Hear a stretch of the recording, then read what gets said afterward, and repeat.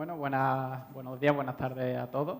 En primer lugar, quiero dar las gracias a IAGUA por darme esta oportunidad, y no solo por darme esta oportunidad de presentaros el estudio, sino por el apoyo que he recibido de ellos desde el primer día que les comenté este estudio.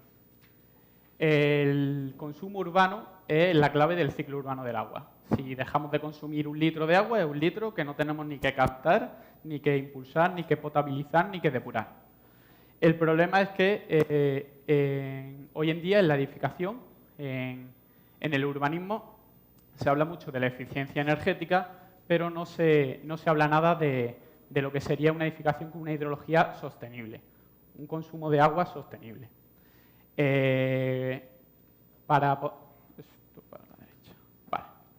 Para poder realizar una edificación sostenible en el uso del agua necesitamos utilizar modelos matemáticos, ya que hay muchas variables y hay mucha variabilidad dentro de esas variables.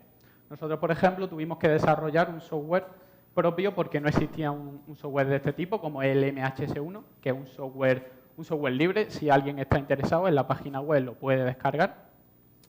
Pero el problema de los modelos es que el modelo puede ser tan bueno o tan malo como los datos de partida.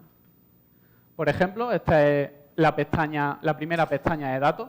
Tenemos una serie de datos que tenemos que introducir. Por ejemplo, el consumo base diario. Si nosotros no tuviéramos estudios como el de AEAS, por ejemplo, no tendríamos referencias para poner un dato que fuese un dato lógico y con una base. Luego, por ejemplo, tenemos los microcomponentes. A nivel mundial, el mejor estudio que yo he visto sobre microcomponentes es el que hizo el canal de Isabel II. Y esto es básico. Por ejemplo, si nosotros quisiéramos diseñar un sistema de reciclaje de agua grises, necesitaríamos primero saber el consumo y luego saber qué parte de ese consumo va a agua grises. Y luego tenemos una serie de otras medidas que por diferentes estudios más o menos hay ciertos datos. Pero nos encontramos con una medida en la que no había absolutamente ningún dato, que es la recirculación de agua caliente sanitaria. Hablando con una empresa amiga de ingeniería de Málaga, una empresa joven que sale de la universidad, Métrica 6, que ha desarrollado un sistema de recirculación de agua caliente, el sistema NES. A mí me interesaba poder incluirlo en mi modelo. El problema estaba en que no sabía cuál iba a ser la influencia dentro del consumo de agua. Entonces, ¿qué podemos hacer si no tenemos esos datos? Pues entonces surgió la idea de hacer un estudio. Un estudio que es mitad estudio y mitad experimento. Un estudio porque pretende sacar datos reales y pretende sacar conclusiones, pero ¿cuál es el problema? Hidrología Sostenible no tiene un gran capital, no es una empresa como el canal de Isabel II, que puso 4.000 contadores inteligentes en determinadas casas. Pero sí tenemos un capital humano muy grande que es toda la Water People.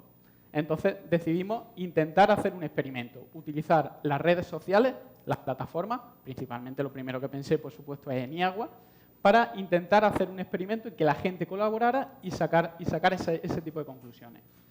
Para ello pedimos colaboración a muchas plataformas y empresas, como por ejemplo IAGUA y Ambiente, Futuro Enviro, por ejemplo también la empresa esta Métrica 6, destacar un pequeño inciso al capítulo español de los John Water Professional, que me consta que aquí AEAS ha sido la impulsora. Tengo el honor de pertenecer al Steering Committee y coordinar el área de comunicación.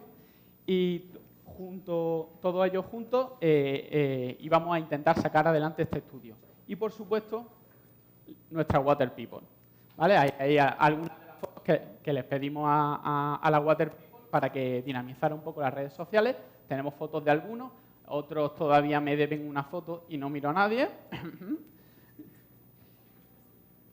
¿En qué se basa el estudio? El estudio tiene 2 encuestas. Una primera encuesta, que es la encuesta típica sencilla, en la que puedes rellenar en 1 minuto, la rellenas perfectamente.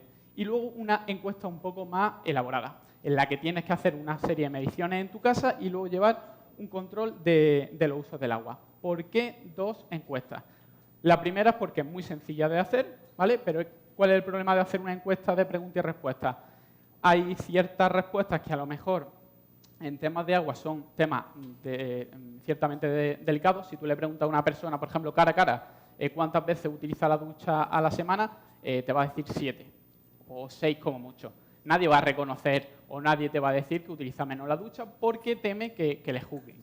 Eso ocurre. Luego, cuando haces estudios, por ejemplo, como el canal de Isabel II, canal de Isabel II, el estudio que hizo, daba media ducha diaria por persona de media. Eso jamás en una encuesta de este tipo te vas a encontrar ese tipo de resultados. Entonces necesitamos esta segunda encuesta. El problema de la segunda encuesta es que es más difícil de hacer, obviamente. Seguramente de aquí, pues a lo mejor alguno ha hecho la segunda encuesta, pero la primera encuesta es más fácil de hacer. ¿Por qué no pasa esto?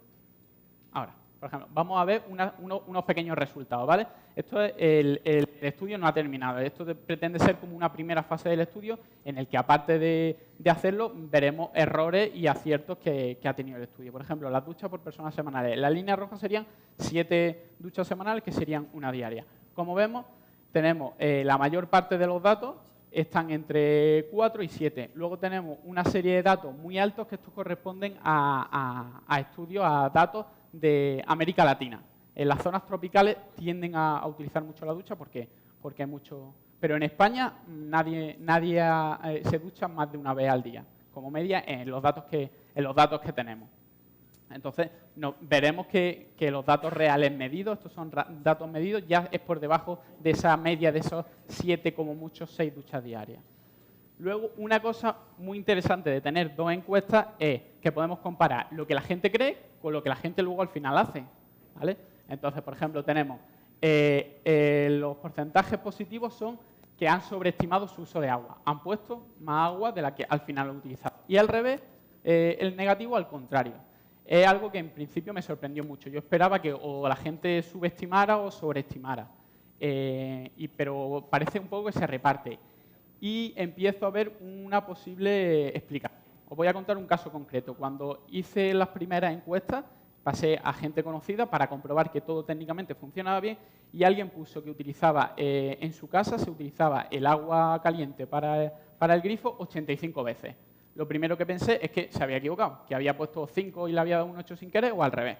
Entonces, como eran poca gente, contacté con esa persona, que era una persona conocida, y me dijo que no, que ella utilizaba el agua 3 veces al día y que pensaba, simplemente hizo la multiplicación y pensaba que el resto de su familia utilizaba lo mismo. Y resulta que el resto de la familia nadie utilizaba el agua caliente en el grifo. Es decir, las diferencias son muy grandes. Entonces, si la persona que ha rellenado esa encuesta en nombre de la familia consume mucha agua, pues va a salir que ha sobreestimado mucho el consumo. Y si no, lo ha subestimado.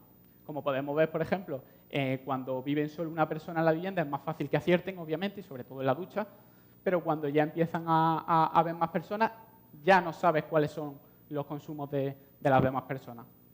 No somos conscientes muchas veces de nuestros consumos, pero tampoco del consumo de las demás personas. Y no es una cosa que entre dentro de la educación. No podemos pensar que si el padre y la madre pues consumen mucha agua caliente, el niño, pues muchas veces no tienen nada que ver.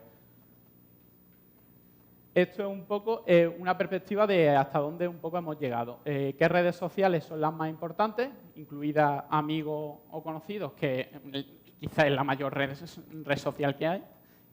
Y luego tenemos hasta dónde hemos llegado en extensión.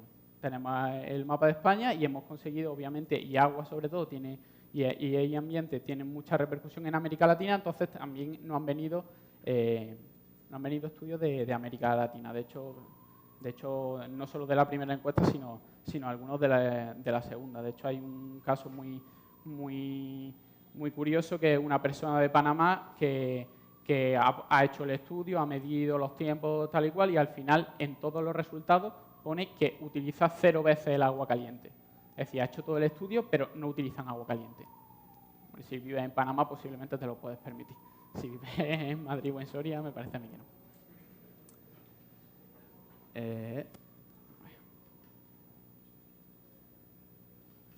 Vale.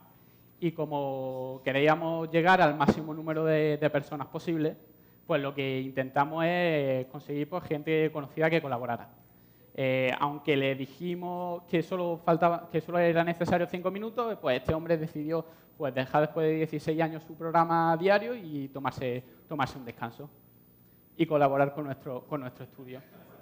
Luego hubo otra persona que decía, bueno, es que eso de medir a la vez que lleno la garrafa de agua es complicado, ¿lo podemos hacer en pareja? Y dije yo, sin problema. Pues lo decidieron hacer en pareja. Luego, lo que ha dicho el público es otra cosa. Y luego, por supuesto, si queremos llegar al máximo número de gente posible, pues tendremos que contar con nuestro artista más internacional. Bueno, así que un poco este ha sido el resumen. Muchas gracias y, sobre todo, no olvidéis de mojaros.